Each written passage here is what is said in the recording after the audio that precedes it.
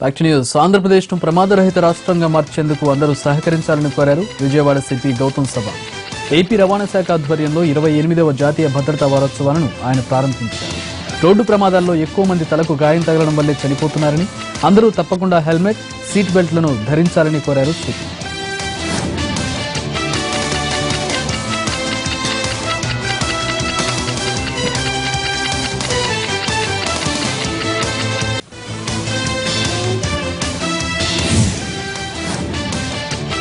చిత్తూరు జిల్లా చంద్రగిరి సమీపంలో పెద్ద ప్రమాదం త్రుటిలో తప్పింది. రాయచోటు నుండి తిరుపతి వస్తున్న ఆర్టీసీ బస్సు ఎదురుగా వస్తున్న ఆటోను తప్పించిపోయి బోల్తా పడింది.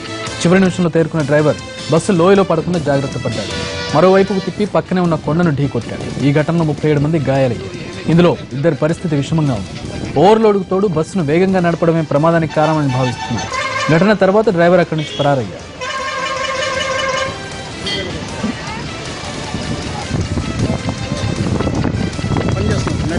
నెట్ పనిచేస్తుంది.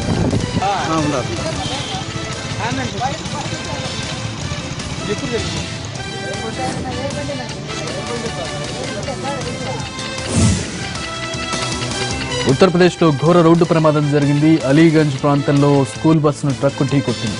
ఈ ఘటనలో 25 మంది విద్యార్థులు చనిపోయారు.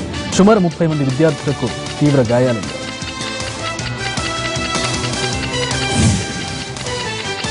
జల్లికట్టు జల్లికట్టు జల్లికట్టు చెన్నై హోరెత్తిపోతుంది. తమిళనాడు అట్టుడికిపోతుంది. జల్లికట్టు కోసం ఉడుంపట్టు పట్టారు తమిళ తమ్ముడు. మంగళవారం రాత్రి మొదలైన పోరాటం ఇంకా కొనసాగుతుంది. చెన్నైలోని మెరీనా బీచ్ కు వేలాదిగా తరలి వస్తున్నారు యువత. సామాన్యులు, మహిళలు, యువకులు, ఉద్యోగులు ప్రతి ఒక్కరూ మెరీనా బీచ్ వైపు అడుగులు వేస్తున్నారు. జల్లికట్టుపై నిషేధాన్ని ఎత్తివేయాలని వారు డిమాండ్ చేస్తున్నారు.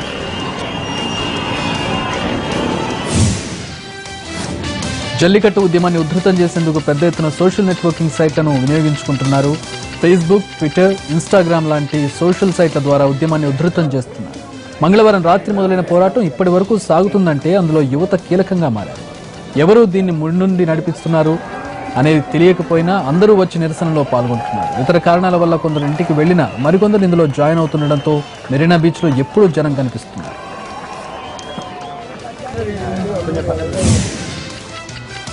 ఒక్క చెన్నైలోనే కాదు, తమిళనాడు వ్యాప్తంగా నిరసనలు హోరెత్తుతున్నాయి. జల్లికట్టుకు ప్రసిద్ధి చెందిన మధురై జిల్లాలో ప్రజలు రోడ్డెక్కారు. కోయంబత్తూరులో కూడా నిరసన ప్రదర్శనలు చేపట్టారు. వారిని పోలీసులు అడ్డుకోవడంతో రచ్చరచ్చగా మారుతుంది. మిగిలిన ప్రాంతాల్లో కూడా ప్రజలు స్వచ్ఛందంగా మద్దతు తెలుపుతున్నారు. జల్లికట్టుకు మద్దతుగా షాపులు మూసేస్తున్నారు. చెన్నైలో అయితే ఏకంగా 31 కాలేజీలకు సెలవులు ప్రకటించారు. విద్యార్థులందరూ జల్లికట్టులో పాల్గొనేందుకు ఈ సెలవులు ఇచ్చారు. చెన్నైలోని అన్నామలై యూనివర్సిటీకి కూడా సెలవులు ప్రకటించారు. ఈ నేపథ్యంలో ఢిల్లీలో ప్రధాని మోడీని కలిశారు తమిళనాడు సీఎం పన్నీర్ సెల్వం. తమిళనాడు రాష్ట్రంలో నెలకొన్న ప్రస్తుత పరిస్థితిపై ప్రధాని మోడీకి వివరించారు పన్నీర్. దీంతో పాటు జల్లికట్టుపై ఆర్డినెన్స్ తేవాలని మోడీకి విజ్ఞప్తి చేశారు. అయితే ఈ అంశం కోర్టు పరిధిలో ఉన్నందున ఇప్పుడు జోక్యం చేసుకోలేమన్నారు ప్రధాని.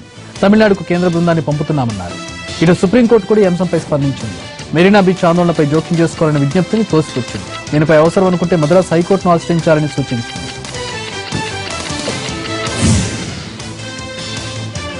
మంత్రాలయం పీఠాధిపతి సుబుధేంద్ర తీర్థ స్వామీజీ, సిక్కిం చీఫ్ జస్టిస్ అగ్నిహోత్ర తిరుమల శ్రీనివాసుని దర్శించుకున్నారు. శ్రీవారి దర్శనార్థం తిరుమలకు చేరుకున్న వీరు ఏపీ బ్రేక్ దర్శన సమయంలో స్వామివారిని దర్శించుకున్నారు. అనంతరం ఆలయ అధికారులు శ్రీవారి తీర్థ ప్రసాదాలు అందజేశారు.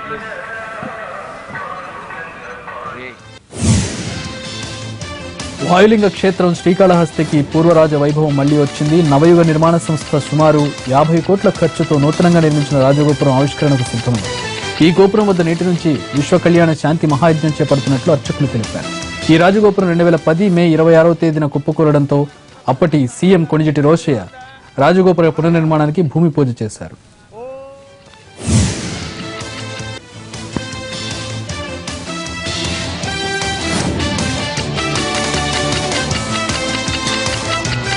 ఛత్తీస్గఢ్లో మావోయిస్టులు మరోసారి రెచ్చిపోయారు. సీఆర్పీఎఫ్ జవాన్లు లక్ష్యంగా మావోయిస్టులు మందుపాత్ర పెంచారు. ఈ ఘటనలో 3 జవాన్లు అక్కడికక్కడే మృతి చెందారు. మరో 4 గాయాలయ్యారు. మృతుల్లో బాలిక ఉన్నట్లు తెలుస్తోంది.